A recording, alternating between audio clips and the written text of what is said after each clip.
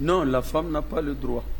Ça veut dire, nous, on est en train de demander à l'homme de calmer la femme parce que c'est lui qui a dit qu'elle ne doit pas aller à l'école. Oh, en fait, c'est lui qui revient sur sa décision. Comme c'est devenu un conflit et que la femme a raison, maintenant, on va dire au monsieur d'aller calmer la femme pour trouver la solution.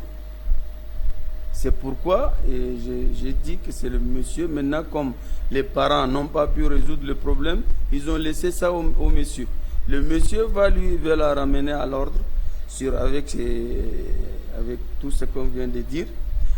Au dernier ressort, si tout ça ne marche pas, le fait de donner d'eau au lit, le fait de la rappeler à l'ordre avec des versets. Avec ce que Oustas appelle tapette, que je ne comprends pas parce que c'est compliqué. Voilà. Hein? C'est le Coran qui dit, c'est pas moi.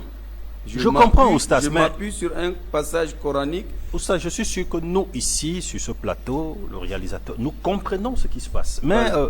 Le problème de quelques tapes, là, c'est également comme ce souci de l'homme chef de la famille, qui souvent s'interprète très mal.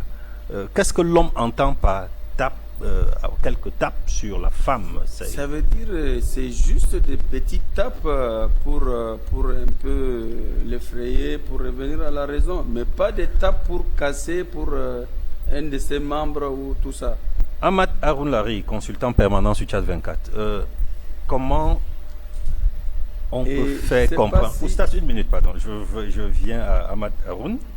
Comment peut-on faire comprendre une femme en faisant quelques tapes? Parce que nos femmes sont devenues souvent... c'est pas moi, on peut faire quelques tapes, elle peut même dire que le gars là, il n'a même rien dans les bras, donc... l'homme est souvent obligé de, au lieu de faire quelques tapes, il insiste sur la tape. Bon, comme il a dit, le Coran est clair. Ouais. On peut taper, mais ce n'est pas lorsqu'elle veut partir à l'école, non. Sauf en cas de faute très grave que la femme ne veut pas comprendre. Donc, on peut corriger, mais avec des petites tapes seulement, pas taper pour... Mais... Ahmad Haroun Lari, oui. Je sais quoi les petites tapes? Tu peux les chocoter, tu peux prendre un petit...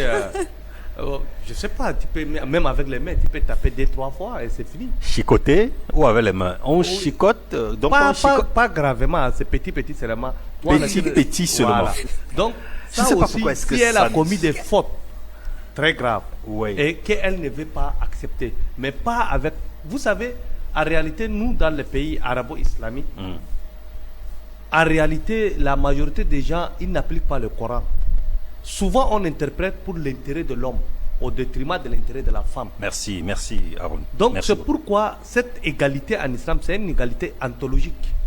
Donc, il y a des choses qu'on peut donner à la femme. L'islam, c'est la religion qui a donné beaucoup de droits aux femmes. Tout à fait. Mais souvent, dans les pays arabo-islamiques, comme il y a les traditions... C'est même caché par des hommes. Qui sont plus néfastes pour la femme. Oui. On oublie le Coran, on interprète le Coran pour l'intérêt des hommes. Tout à fait. Et c'est ça notre problème aujourd'hui.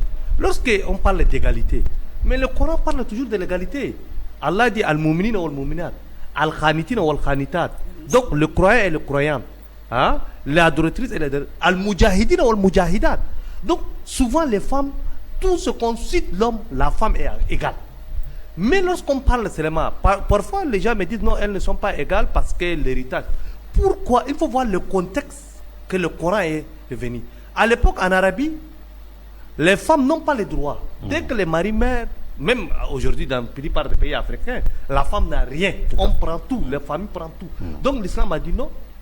L'islam, les différents versets qui viennent, c'est une manière de dompter les gens.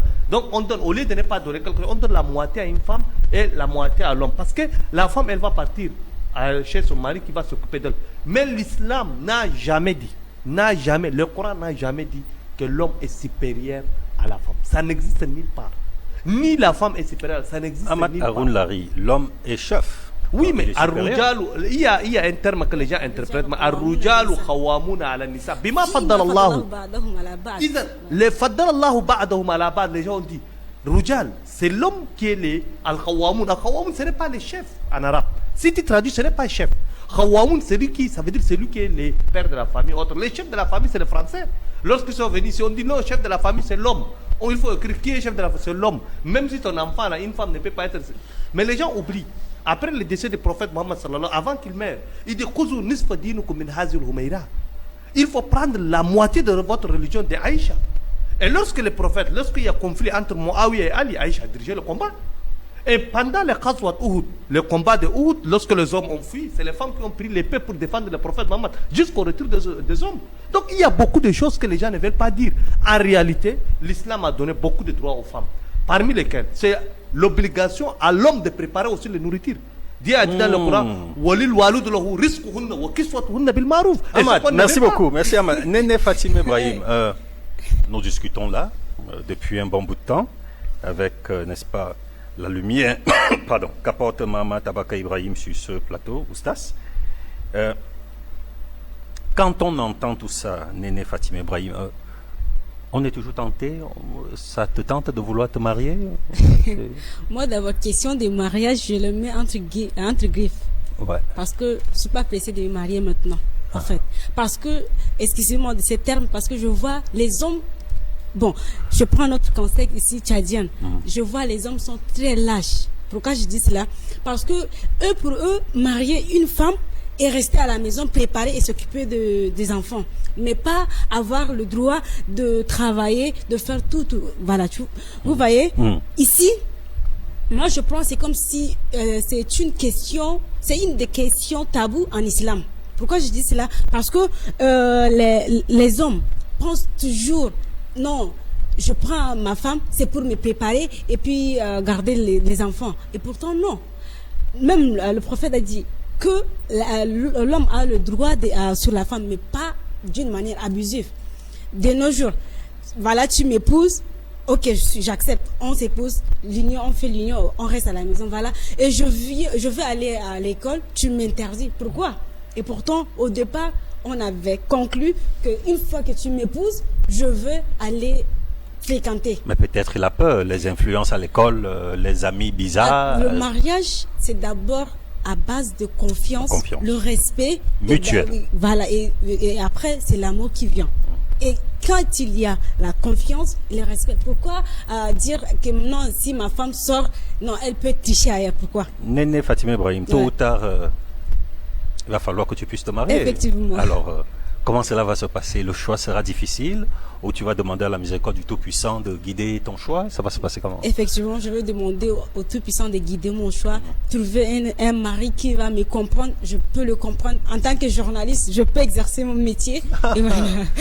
Bon, qu'Allah facilite. Et c'est également mieux à ce niveau-là de se lever entre 1h et 2h du matin, rakaten, prier. Il semblerait que le ciel est ouvert et Allah entend pratiquement les doléances de ses serviteurs. Oustas Mama Baka Ibrahim, la suite de tes propos par rapport à ce sujet qui soulève, je l'ai dit avant-hier, peut-être les téléspectateurs n'ont pas compris, c'est Mahamat Abaka Ibrahim qui a proposé ce sujet. Et vraiment, j'ai trouvé cela propre et limpide. Et on s'en rend compte que c'est vaste, c'est pratiquement le socle de la fondation d'une famille. L'égalité entre l'homme et la femme. Je connais des femmes qui appellent leur mari dictateur. Je dis des exemples, hein, quand son téléphone sonne, quand son mari appelle, c'est écrit là, dictateur. Excusez-moi, que les téléspectateurs m'excusent. Et c'est très compliqué.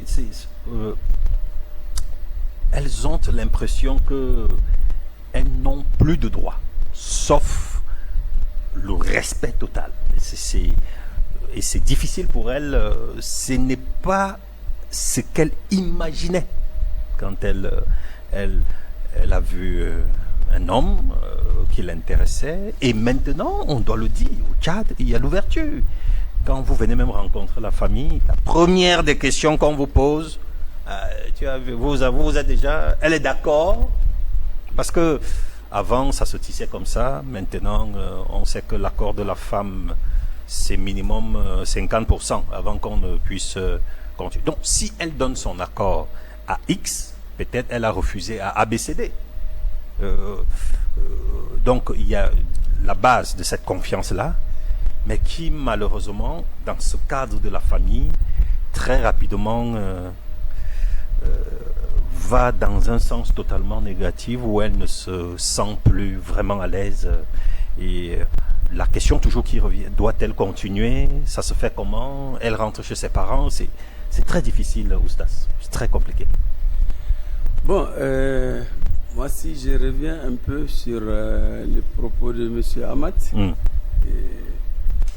peut-être c'est son point de vue, il a le droit, et ça veut dire que parler de l'égalité entre l'homme et la femme, on a dit que c'est un débat un peu complexe, un peu vaste, et chacun peut-être a son point de vue, mais ça veut dire ce qu'il faut comprendre dans ce passage est tout simplement qu'il faut accepter cette différence émanant de la part de Dieu. Ça veut dire c'est pas en voulant défendre les femmes ou en voulant avantager les hommes qu'on peut dire qu'on est du côté femme qu'on peut trancher. Ou côté femme. Acceptons d'abord cette différence émanant de la part de Dieu. C'est dans des passages coraniques, dans la parole de Dieu, qu'on est en train de faire ressortir ces passages. Et je ne sais pas, peut-être M. Ahmad, il faut qu'il encore revoie un peu le sens de Ar-Rijal Qawwamun ala Nisa, et pour un peu voir un peu l'explication un peu en profondeur, peut-être à la consoeur qui a un peu voulu qu'Ahmad est devenu l'avocat et tout de suite s'est rangé derrière. Et donc, ça veut dire, Dieu dit encore dans un autre passage, وَلِلرِّجَالِ عَلَيْهِنَّ دَرَجَةٌ. Donc, ça veut dire que cette décision, c'est Dieu, par sa sagesse, a voulu que ça soit comme ça. Ça veut dire, ne mélangeons pas le rôle de la femme dans l'islam en voulant travailler. Par exemple, la consoeur Néné, elle est journaliste. L'islam n'interdit pas qu'elle travaille dans le journalisme. Mais son mari peut dire non. Non, attendons, d'abord, précisons, ne leur interdisons pas le travail. Et puis, ensuite, si le mari s'oppose par rapport à ce travail, ça veut dire qu'il y a deux cas différents. Tout à fait.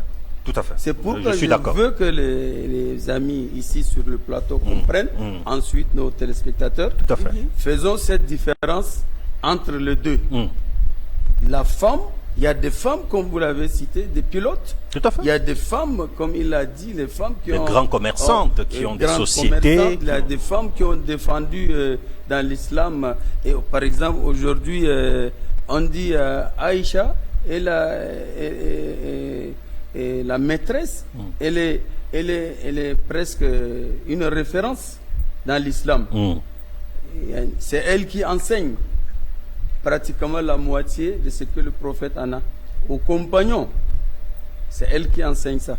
Elle l'enseignait aux compagnons du prophète. Oui, exactement. Les compagnons viennent en cas où il y a un problème. On vient chez Aïcha pour dire que comment ça s'est passé. C'est Aïcha qui doit donner maintenant les directives pour dire le prophète a dit ça, le prophète a fait ça. Ça veut dire que cette exception ne doit pas primer sur la généralité. Ça veut dire qu'on peut trouver une femme intelligente, plus intelligente, comme sur le plan physique ou physiologique, comme vous l'avez souligné hier. On peut trouver une femme physiquement forte pour taper un homme et voire même jouer avec les hommes dans le football. Elle peut rentrer jouer. Et comme on a constaté, la femme qui... l'athlète sud-africaine, tout à fait. Elle avait la morphologie d'un homme, pratiquement. Jusqu'à ce qu'on lui a interdit pratiquement même de courir avec les femmes. Mais tout est rentré dans l'ordre. Hein. Et quoi avec les femmes maintenant? Pour dire tout ça, ça veut dire la chose que moi je veux ici, que les gens acceptent cette différence provenant de Dieu. Et que les femmes ne prennent pas ça pour une faiblesse. Ils ne prennent pas, c'est pour on les a rejetés, c'est comme on les a, l'homme est au-dessus de la femme, ne veut pas dire qu'elles sont rejetées, elles sont marginalisées, elles ne sont pas considérées. C'est une soumission, d'autant plus que c'est Dieu qui a dit, la femme doit accepter Et tout comme cette responsabilité qui a été donnée à l'homme, ça veut dire que c'est une responsabilité qui doit être appliquée par le Coran. Ça veut dire, lui, il doit appliquer cette responsabilité. Ce n'est pas une responsabilité où il s'élève et il dit ce qu'il veut, mais il fait ce qu'il veut. Oustas Mohamed Abaka Ibrahim, c'est même, je crois, une couverture pour les femmes. C'est-à-dire, elles sont protégées par leur mari, par leur homme. On peut également l'interpréter de la sorte ou non? Je sais pas. Comment protéger? L'homme qui est le chef de la famille, oui.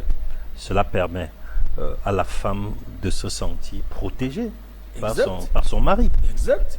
C'est ça le sens de Qawwamuna ala Nisa. Ça veut dire l'homme, il est appelé à protéger la femme. Et l'homme, il est appelé à orienter la femme. L'homme, il doit faire le chef par ce qu'il a dépensé comme bien. Parce qu'aujourd'hui, c'est l'homme qui marie la femme. Et quelque part, si vous avez constaté, c'est comme une fois dans l'héritage, la femme prend la moitié de l'homme. Tout de suite, dans le monde entier, les gens se sont érigés tout de suite pour dire écoutez, c'est de l'injustice.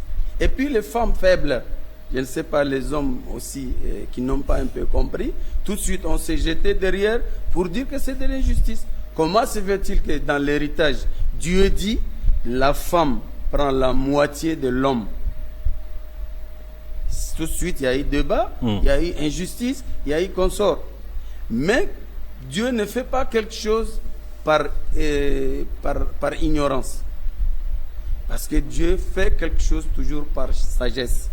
C'est pourquoi si la femme prend la moitié, et vous, l'homme, vous prenez le total, ça veut dire le total revient à la femme. Je n'ai pas très bien compris. Le total revient à la femme. Il faut reprendre. Parce que ça veut dire l'héritage. Tout à fait. La moitié. La femme prend la moitié. Et l'homme prend le total, le double de la femme. Maintenant, c'est comme tout de suite on dit la femme est un peu lésée. Pourquoi elle prend la moitié alors qu'elle est un être humain, ceci, cela. Maintenant, par la sagesse de Dieu, si on revient un peu, aujourd'hui s'il y a un mariage, la femme prend son argent, l'homme prend son argent, et tout de suite on veut se marier, qu'est-ce qu'il va dépenser? La dot, c'est le mari. La femme ne dépense pas, elle garde. Toutes les dépenses du mariage, c'est le mari. Oustas, bon, je sais pas si je suis en train de trahir quelque chose là. C'est pas toujours toutes les dépenses du mariage qui revient à l'homme. Actuellement, souvent, les couples se mettent ensemble pour accompagner tout cela. Ça c'est dans le cadre d'entente. Tout à fait. Ça, c'est dans le cadre d'entente. Vous êtes un couple. En principe, Oustas veut dire que cela incombe à l'homme. Voilà. Mais incombe à l'homme. Le couple, ils peuvent décider autrement. C'est pourquoi le droit de la femme réclame d'être prise en charge par le massarif quotidien. Ça veut dire c'est l'homme. Pourquoi la femme ne sort pas? Pourquoi, quelque part, pour se marier, pourquoi on n'a pas dit la femme aussi doit apporter sa part et l'homme aussi doit apporter? Logiquement, si on le pense comme ça, logiquement, chacun doit apporter sa part pour qu'on se marie. Mais pourquoi l'homme donne l'argent et que la femme garde son argent? Et pourquoi les gens n'ont pas parlé de cette injustice? Je comprends. Et pourquoi, si la femme travaille aujourd'hui, la femme travaille, elle a son salaire à côté, l'homme ne peut pas lui dire absolument tu dois faire sortir l'argent. Est-ce que ça c'est de l'injustice? Et c'est vrai que Oustas là souligne des cas. Moi, je vais rebondir sur ce que Oustas a dit. Oui. En réalité, les mariages c'est un contrat. Les mariages c'est un contrat. La dot c'est Dieu qui l'a dit. C'est un contrat sous seing privé. C'est un contrat sous seing privé. Voilà. Et concernant la dot, moi je vous dis, aucun homme au monde n'a pas donné ce que Dieu a dû donner à la femme. Dieu a dit ton d'or. Qui s'est marié à un ton d'or? Personne. Donc il y a un véritable problème que les gens veulent se cacher derrière. Si on veut prendre les mariages, le prophète Mohammed sallallahu alayhi wa sallam, lorsqu'il voulait se marier, c'est Khadija, c'est elle qui s'est proposée. Après même le mariage, les Moskoros là, après l'annonce, c'est elle qui a égorgé 100 chameaux. Et c'est elle qui a dépassé tous ses biens sur le prophète Mohammed et sa famille. Donc, ce n'est pas dire que c'est l'homme qui fait. Non. Si c'est contrat, si vous entendez, vous pouvez. Et sunna du prophète Mohammed sallallahu alayhi wa sallam. Moi, c'est pourquoi je dis beaucoup de femmes qui se disent sunnites, autres, elles ne respectent rien. Parce qu'en réalité, c'est Khadija qui a choisi Mohammed. Oui. C'est elle qui a tout dépensé sur lui et sa famille. Parce qu'elle a crié en lui. Le problème ici, lorsqu'on voit les femmes, en réalité, la majorité, on vit par hypocrisie. Comme le mariage, c'est un contrat, les femmes, souvent, elles ne sont même pas consultées, on les donne comme ça. Par contre, le mariage, il faut s'entendre, les deux. Ils doivent s'entendre d'abord. Ce n'est pas que toi, le père, seulement tu donnes de l'autre côté. Non, il faut demander l'avis de ta fille. Tout à fait. Donc, ce qu'on ne fait pas souvent. Lorsqu'on se marie, c'est Dieu qui a dit, comme il a bien dit, l'obligation, c'est pour l'homme de chercher leur nourriture, leur habillement et de s'occuper d'eux. C'est pourquoi on dit Khawamoun. C'est lui qui doit s'occuper. Mais ce n'est pas imposé. C'est pourquoi lorsqu'il a dit, s'il y a un problème, Wahakaman min alihi, Wahakaman min aliya, comme Dieu a dit, un juge parmi ses parents et un juge pourquoi c'est pas l'homme qui amène? On demande l'homme qui va chercher son avocat et aussi la femme. Parce que vous êtes égal dans ça. Donc si vous voulez rester, vous restez. Sinon c'est... Donc c'est très facile. Soit vous restez ensemble, vous respectez votre compte, soit vous vous séparez. Donc en réalité, l'islam donne le droit non seulement à l'homme, mais aussi à la femme. Parfois, comme je vous dis, on mélange nos traditions avec la religion islamique. L'islam est clair. Les droits de la femme sont clairs. Lorsqu'on me dit que la femme, non, lorsque le mari accepte, il ne va pas le laisser étudier autre. Mais attends. Le prophète Mohammed sallallahu alayhi wa sallam dit wa talabul ilmu faridatun li kulli muslim wa muslima. La recherche de connaissances est une obligation pour tout musulman et musulmane. De la même manière, il dit encore al-mu'min al-qawi khayrun min mu'min al-da'if. Le musulman fort est plus important pour Dieu que le musulman faible. Une femme musulmane ne doit pas être faible, elle doit être une femme forte. Ahmad Haroun Larry, le problème des hommes, ce n'est pas la recherche de la connaissance, c'est ce qui se cache derrière la recherche de cette connaissance-là. La femme, peut-être, en allant chercher la connaissance, facilement glisse, facilement donne son numéro de téléphone, facilement se fait toucher, se fait papoter en classe. Je suis obligé d'utiliser certains termes. C'est ce qui gêne le mari. Il est à la maison, il n'est pas tranquille. Ma femme est à l'école. Elle est où, ma femme? Dieu n'a pas dit ça. Dieu a dit dans le Coran, il a commencé par les hommes, les croyants. Il faut que leurs yeux ils baissent. Après d'abord, il revient pour les femmes. Parce que Dieu, en premier lieu, il dit aux hommes. Après d'abord, c'est la femme. Pourquoi les hommes, lorsqu'ils sortent, ils n'ont pas de problème? Pourquoi si lorsqu'ils étudient, ils n'ont pas... Et l'obligation pour la femme d'étudier, lorsqu'il l'empêche, est-ce que c'est lui qui va être responsable devant Dieu? Il ne l'apprend pas à la maison. Et si la femme, après, il est contre. Donc tout simplement, la jalousie, parfois, n'a pas de raison. C'est pourquoi je comprends, même les Ibaïs, quand maintenant on impose aux femmes, là, est-ce que c'est islamique? Ce n'est même pas islamique. À l'époque du prophète, c'est le Romain qui portait ça. Mais lorsque l'Arabie Saoudite, ils ont eu beaucoup de milliards de pétrodollars, ils ont dit, on va imposer une tradition. C'est comme ça qu'ils ont imposé à leurs femmes. On empêche aux femmes de monter dans le véhicule pour qu'elles conduisent, mais on accepte que les femmes montent sur les chameaux. Une femme qui part à l'école ici et une femme qui est avec ses chameaux ou dans les jardins qui cultivent là-bas, lequel qui est imposé? La femme qui est dans les forêts ou dans les déserts avec les animaux, c'est celle qui est exposée. Mais ce n'est pas la femme qui est à l'école. Non, soyez sérieux, parce que les gens font des choses pour leur propre amalgame. Et beaucoup de nos parents, y compris dans les pays arabo-islamiques, comme je vous dis, la majorité des hommes se retrouvent en ville.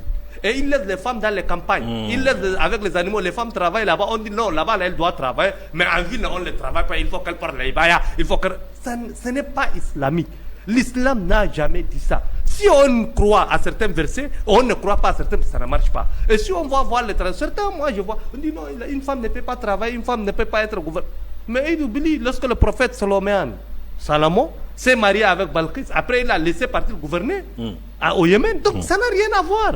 En réalité, les gens ne veulent pas respecter. Si on respecte le droit, et aujourd'hui avec le monde globalisé, tu ne peux pas, l'actualité te montre, tu ne peux pas mettre la femme dedans. Parce qu'avec le WhatsApp, on est toujours dehors. Avec le Facebook, on est toujours dehors. Donc dans ces cas, c'est pourquoi il y a toujours des néos. À chaque temps, là, on dit souvent, le kulli zamani rujal. À chaque époque, il y a des hommes qui réfléchissent. Beaucoup de gens ne savent pas. Nous, on a un problème dans l'école sunnite. Excusez-moi de le dire. Parce que depuis le 3e siècle, on a arrêté de recherche dans l'école sunnite. Et beaucoup de problèmes aujourd'hui du monde actuel, les gens sont calés. Surtout dans l'école sunnite. L'école chiite, il y a une peu de différence. On dit à chaque événement, les ayats doivent réfléchir sur l'actualité mondiale. Et dans l'école sunnite, on dit non, Imam Malik a dit, Imam Shafi a dit, mais combien de siècles? Et avec l'évolution, qu'est-ce qu'on va faire? Néné Fatima Ibrahim, Ahmad Haroun Lahri va dans le sens, je ne dirais pas de la modernité, mais lui, il touche là où ça fait mal. C'est pour cela qu'il est important ici, là je parle à une femme, d'aimer avant d'épouser. Parce que si on aime, on supporte. Si on n'aime pas, ça sera très très compliqué. Ouais. Effectivement. Quand on aime, on se comprend, on peut vivre en harmonie. Ouais. Mais par contre, je prends l'exemple. Voilà, moi, on me donne à un homme que je ne l'ai pas connu. Je ne le connais même pas. On te dit, voilà, tu te maries. On dit, ouais, c'est la tradition qui dit, voilà, tu dois te marier. Ok, j'accepte, je me marie. Vu, je ne connais même pas son comportement. Il m'évite toujours en étant chez nous. Bon, nous sommes déjà mariés. Donc, on ne s'entend pas. À chaque temps, si j'ose dire quelque chose qui ne va pas, il lève la main sur moi. Il fait tout. Mais là, est-ce que vraiment ici, l'égalité que Dieu a dit, que oui, toi homme, tu es supérieur à la femme, mais dans ces contextes, on ne voit pas. Il dépasse les limites. Donc, c'est un peu, je ne sais comment exprimer. Difficile. Parce que confus. ça fait mal, oui. Non, mais là, je vais toucher du doigt quelque chose qui risque de frustrer